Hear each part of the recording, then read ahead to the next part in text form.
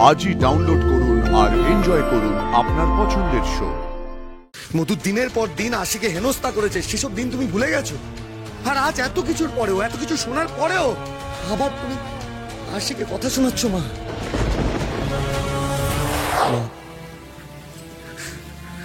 সব শেষ হয়ে গেছে। মা, কি হয়েছে বাবলু? কি হয়েছে আমায় বল। মধুর সাথে সব সম্পর্ক ভেঙে দিয়ে এসেছি। কি? আজ থেকে মধু এই বাড়িতে আর কোনোদিনও আসবে না। এসব তুই কি বলছিস বাবলু?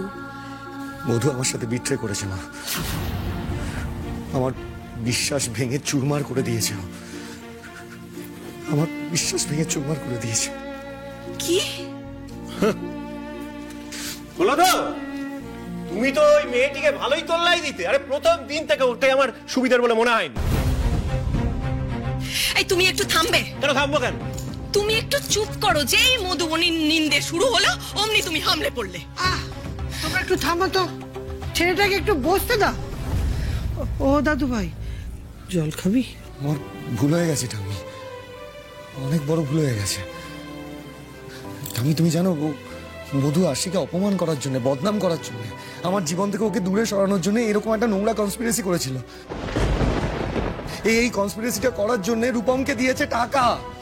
এসব তুই কি বলছিস বাবলু? না না, এটা হতে পারে না। নিশ্চয়ই তোকে কেউ ভুল বুঝিয়েছে। আমি জানি। এই তুমি ওকে এসব বুঝিয়েছো, তাই না? হ্যাঁ, তুমি আবার নতুন ফোন দিয়ে আমার ছেলেটার মাথা খাচ্ছ, তাই তো? এই বাবলু, তুই আবার এই মেয়েটার কথা বিশ্বাস করছিস? মা, মধু যা যা করেছে না, তারপরে এসব কথা আশিকে বলার মুখ নেই তোমাদের। আরে মধু যা যা করেছে সবটা প্রমাণ হয়ে গেছে। সবটা প্রমাণ হয়ে গেছে। আশি আজ মধুকে হাতে নাতে ধরেছে। রূপম এসে পুলিশের সামনে মধুকে আইডেন্টিফাই করেছে। আর মধুও নিজের মুখে সবটা স্বীকার করতে বাধ্য হয়েছে। এরপরেও কিছু বলতে চাও? ই আবার কি কাণ্ড!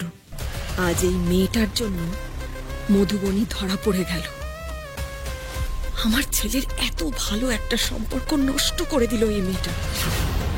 কিন্তু বাবলুকে তো বোঝাতে হবে, না হলে যে সব হাতের বাইরে চলে যাবে। তুই একটা বাইরের মেয়েকে নিয়ে এত মাতামাতি করলে ওর মনের ওপরে প্রভাব পড়বে না? তুই আমায় বলতো। আরে একটা মেয়ে যে কিনা তোকে খুব ভালোবাসে, তাকে দেখছে অন্য মেয়ের সাথে মাতামাতি করতে, তার কি সহ্য হয় বলতো? আর তার মধ্যে এটা তো একটা কন্ট্রাক্ট ম্যারেজ রে। এই মেয়ে সারাক্ষণ 24 ঘন্টা তোর পেছনে গুড় করছে। একটা ভালোবাসার মানুষ ওরকম পজিটিভ হয় রে বাবা। একটু বোঝার চেষ্টা কর তুই। মা প্লিজ, মধু আমাকে কতটা ভালোবাসে এই নিয়ে কিছু বোঝাতে এসো না আমায়। আমি হাত জোড় করে বলছি। মা, ওর ভালোবাসা দেখে না আমার ভয় করে।